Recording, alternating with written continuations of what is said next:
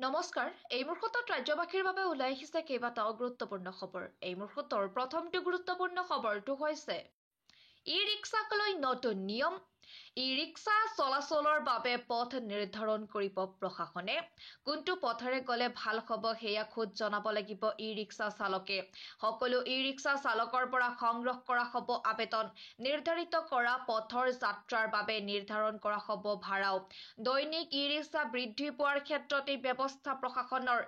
কোনটো পথত কেইখন ই-ৰিক্সা চলিব সেয়া নিৰ্ধাৰণ কৰা হ'ব। নিয়ম ভংগ কৰিলে জব্দ কৰিব ই-ৰিক্সা।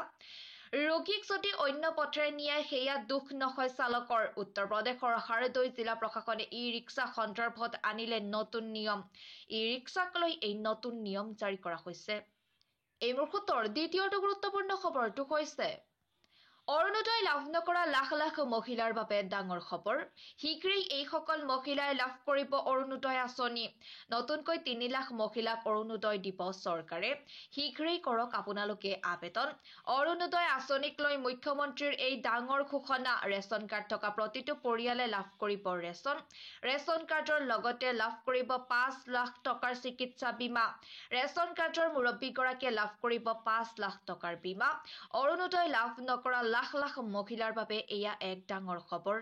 এই মুহূৰ্তৰ পৰৱৰ্তী গুৰুত্বপূৰ্ণ খবৰটো হৈছে ৰন্ধন গেছ কিনিবলৈ টকা দিব চৰকাৰে। মুখ্যমন্ত্ৰী ৰাজ্যবাসীৰ বাবে বৃহৎ ঘোষণা।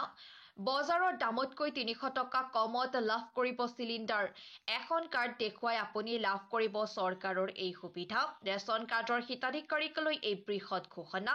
উজ্জ্বলা আঁচনিৰ জৰিয়তে প্ৰতিটো পৰিয়ালে পাব এই সুবিধা। প্ৰতি মাহে মাহে পৰিয়ালৰ প্ৰতিজন সদস্যই লাভ কৰিব বিনামূলীয়া চাউল। মহিলাই লাভ কৰিব ১২৫০ টকাকৈ মাহিলী ধন।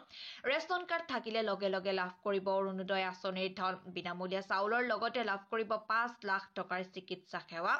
দুৰ্ঘটনাত পতিত হলে লাভ কৰিব চৰকাৰৰ ২ লাখ টকা। দুৰ্ঘটনাৰ লগতে পাব বিশেষ চিকিৎসা সেৱাও। এখন কাৰ্ডত ৫টাকৈ সুবিধা দিব হিমন্ত বিশ্ব শৰ্মা চৰকাৰে। নতুনকৈ ৩ লাখ মহিলাই লাভ কৰিব অৰুণোদয়ৰ ধন। অতি সহজে কৰিব পাৰিব আবেদন। ২টাতকৈ অধিক সন্তান জন্ম দিলে হেৰুৱাব এই চৰকাৰী আঁচনিৰ ধন। ৰাজহুৱা ঘোষণা মুখ্যমন্ত্ৰী ডক্টৰ হিমন্ত বিশ্ব শৰ্মাৰ। ৰন্ধন গেছ কিনিবলৈ এতিয়াৰে পৰা টকা দিব চৰকাৰে। এই মুহূৰ্তৰ আন এক বিশেষকৈ গুৰুত্বপূৰ্ণ খবৰটো হৈছে মিয়া নাথাকিলে গুৱাহাটী অচল হৈ পৰে। ৩০০ বছৰেও গুৱাহাটীৰ পৰা মিয়া খালী কৰিব নোৱাৰিব। মিয়া নহলে স্তব্ধ হৈ পৰিব গুৱাহাটী। ৩ দিন নহয় ৩০০ বছৰেও খেদিব নোৱাৰে মিয়াক। বেছি মিয়া মিয়া কৈ থাকিব নালাগে। মই চেলেঞ্জ কৰিলো মিয়া নাথাকিলে ভাত খাব নোৱাৰিব। মিয়া নাথাকিলে শাক বিলাহীকে ধৰি কোনো এবিধ শাক পাচলি নাপাব। মিয়া সন্দৰ্ভত বদৰুদ্দিন আজমলৰ এই ডাঙৰ মন্তব্য। তেওঁ কৈছে যে মিয়া নাথাকিলে গুৱাহাটী অচল হৈ পৰে। এই মুহূৰ্তৰ পৰৱৰ্তী গুৰুত্বপূৰ্ণ খবৰটো হৈছে ৰাজ্যত প্ৰচণ্ড ধুমুহা শিল বৰষুণ। হঠাৎ কাল ৰূপ ধাৰণ কৰিছে বতৰে। প্ৰচণ্ড শিল বৰষুণ। শতাধিক পৰিয়ালৰ ঘৰ দুৱাৰ উৰুৱাই নিয়ে বিধ্বংসী ধুমুহাই। ভয়ংকৰ শিল বৰষুণৰ ফলত নষ্ট হয় খেতিপথাৰ। বহু লোকৰ ঘৰৰ টিন পাত ফুটি নষ্ট হয়। চাবুৱাৰ দিনজয় বালিজান পানীএৰা বংডুং তাৰ লগতে মুদৈ থানাই চাহ বাগিচা ফুকনৰ ঘাট চেংধৰা চামনি গাঁৱৰ বহু লোকৰ ঘৰ বাৰী ধ্বংস হয়। বিচ্ছিন্ন হৈ পৰে বিদ্যুৎ যোগাযোগ। বহু ঠাইত বাগৰি পৰা প্ৰকাণ্ড গছ। বন্ধ হৈ পৰে বাট পথ। হাহাকাৰ অৱস্থাৰ সৃষ্টি হৈছে।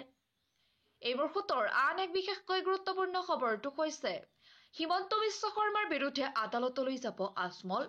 নিৰ্বাচনৰ পূৰ্বে ৰুজু কৰিব গোচৰ।